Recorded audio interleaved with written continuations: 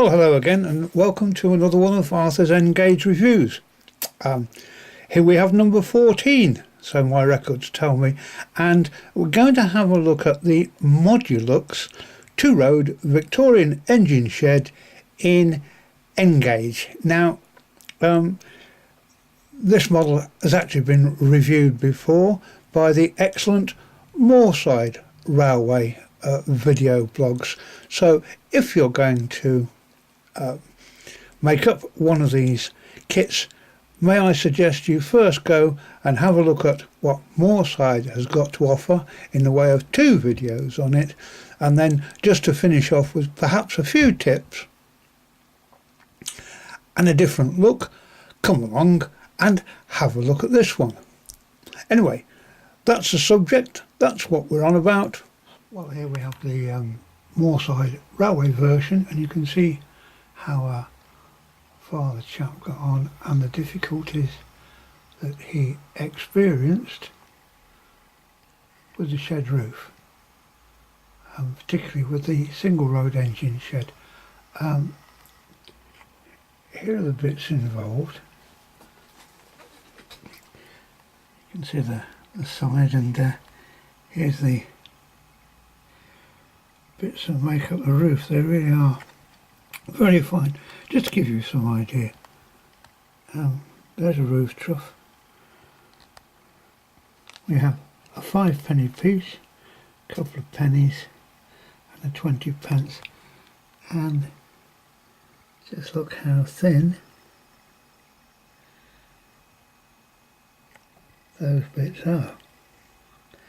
That's what we're working with. The instructions basically tell us to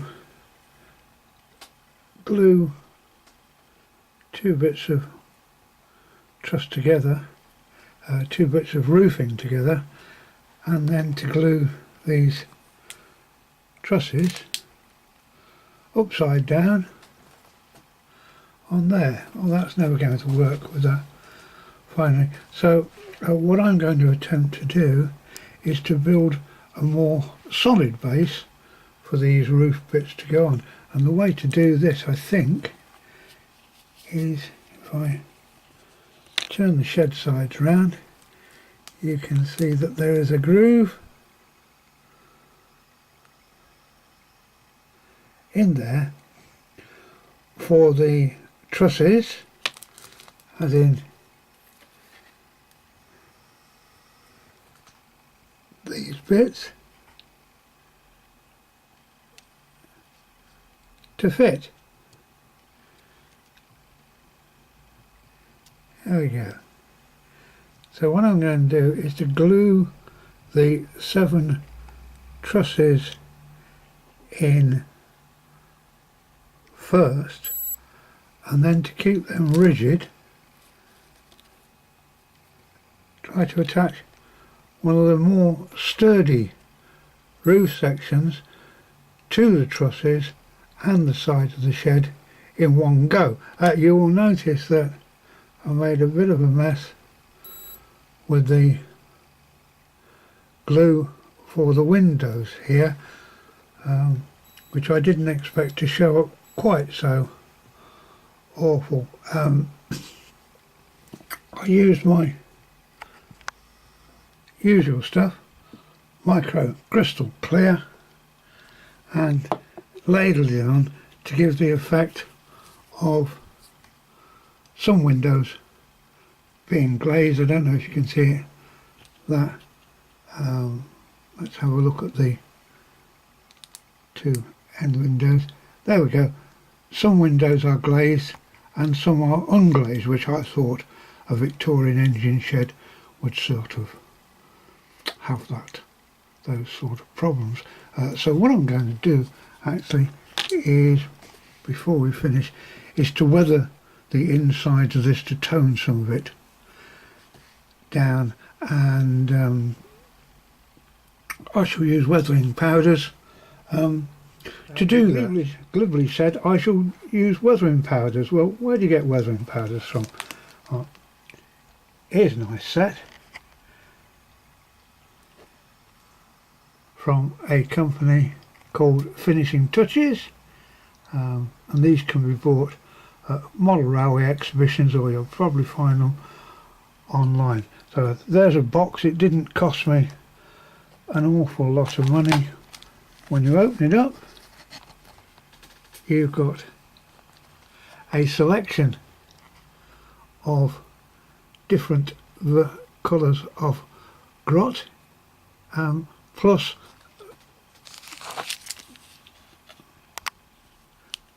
some sort of makeup brushes type things to help you put them on. And here are the pots themselves.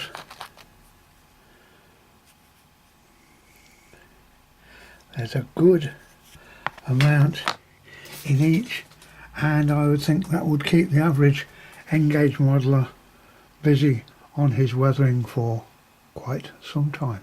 Oh, and this is obviously quite fine work, so I should give a mention to what glue I'm using. This is a card kit, so I'm using white glue, and the particular version I'm using is this stuff called tacky PVA. It has an extremely fine applicator at the top, so you can squeeze the glue into very confined spaces. And the other remarkable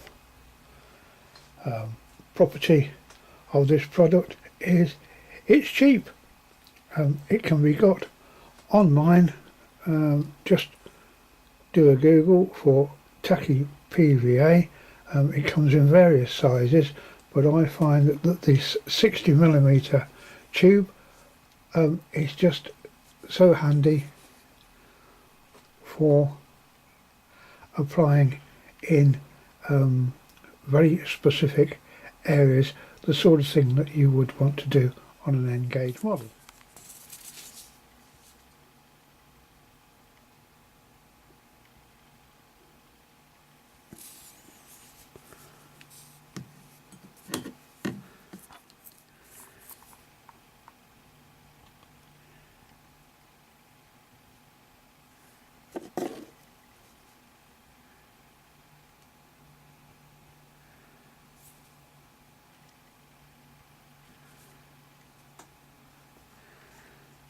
And there we go. Hopefully that'll fix that. Right, this method seems to be working out all right. We now have 3 different pieces of the roof glued on. The first big piece, the second little vertical piece, very fiddly, and the third piece, which is the first half of the apex. So if we look round there, you can see how it's coming on. These roof trusses, very friendly, being held in place by that well-known modelling tool called the pot of Umbrol.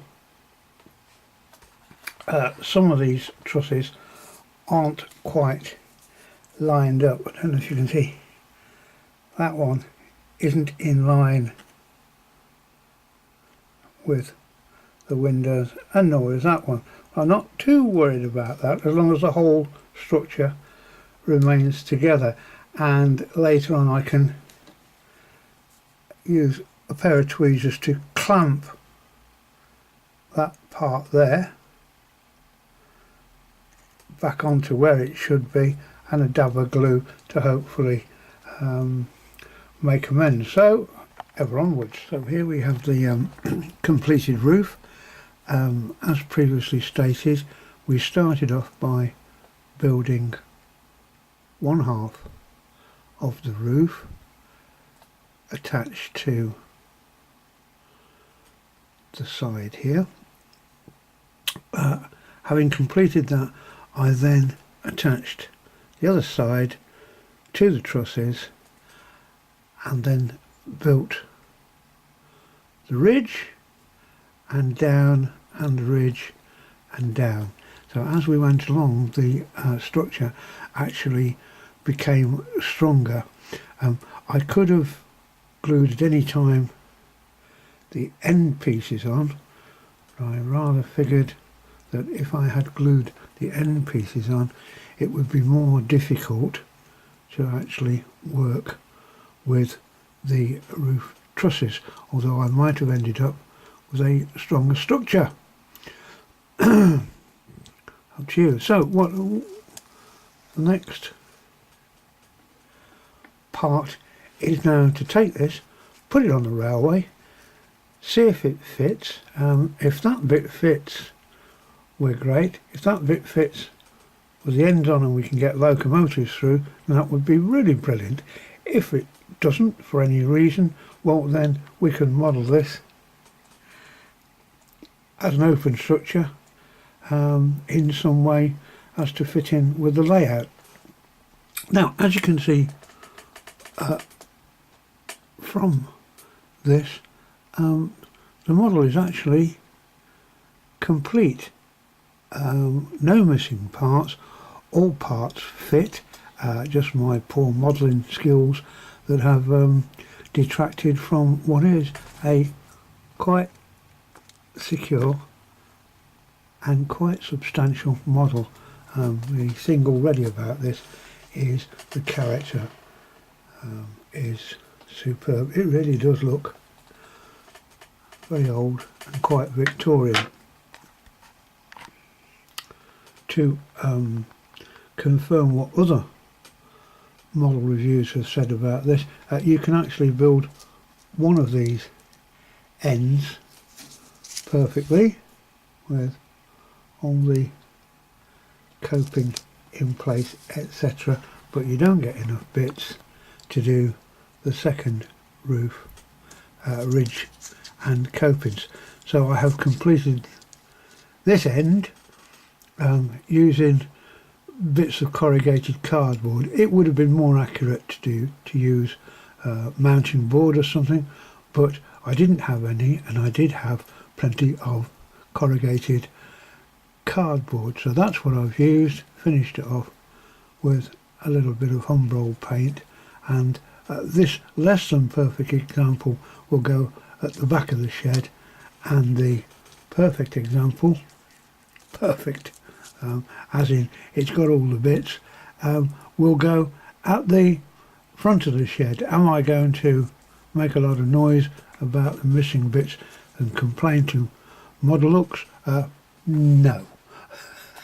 Life is too short. So now here's our almost finished model, planted onto the layout basically to see if it still fits or not. And the thing I'm particularly interested in is the gap in the front, that my largest locos would actually go through those gaps and into the shed. I haven't yet glued anything down, so the shed could still be built just like that if we have fitting problems. Now the other decision to make is, do we glue this building down and put some grass and stuff at the bottom and make it part of the permanent part of the layout, or do we leave it as a removable building? And because it's an engine shed and locos are going to go inside it, we'll want to clean the track. We might want to get at the wiring underneath at some stage, so I'm actually going to leave it loose, but obviously try and make it look like it's part of the scenery and not something just plonked on top. So that's where we are.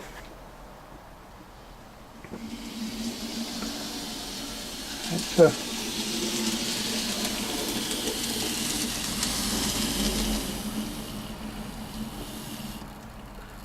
there's one of those bad boys going in, and you did notice that it did come into contact with a roof truss, so obviously there's a little bit of adjustment to be made there. There we go. And out you come.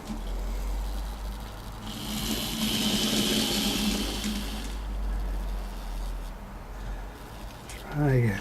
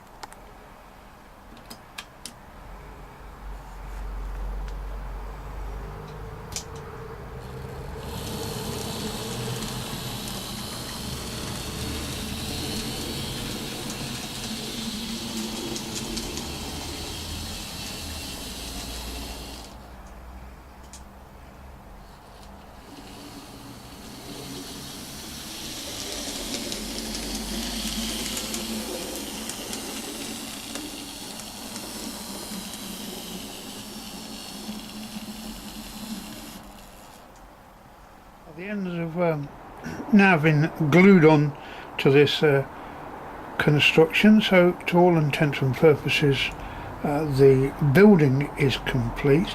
Adding more detail and weathering and generally mucking about as we go along will obviously enhance it over time.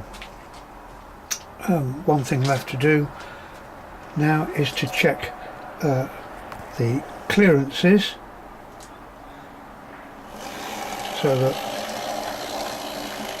we know it will function, and then when we're happy with all the clearances we can subtly mark where the building is to be placed, so that will take the guesswork out of future planting this building on the layout. I hope you'll agree with me that it rather does look the part. One thing that spread to mind with a building like this, I haven't bothered to think about lighting this building simply because it is card, and I don't think it will stand too much messing about with even an end gauge rather heavy wiring, but I did think maybe to give some light into it, perhaps place a brazier somewhere around here, which would probably give it even more character, and I may even think about water columns and such, but that's all for the future. To sum up this kit, I think it's very good, and again it's all about the character of the building, which I think is excellent. It's British manufacture, it's something different, it's very doable. If you've done a card kit before, then you can certainly make a decent job, probably much better than me. You can probably make a better job of it than I can, he said, waffling on. Nice website. Not sure about this thing of not paying up front, not paying until you're actually delighted with the model. I hope people like me will pay.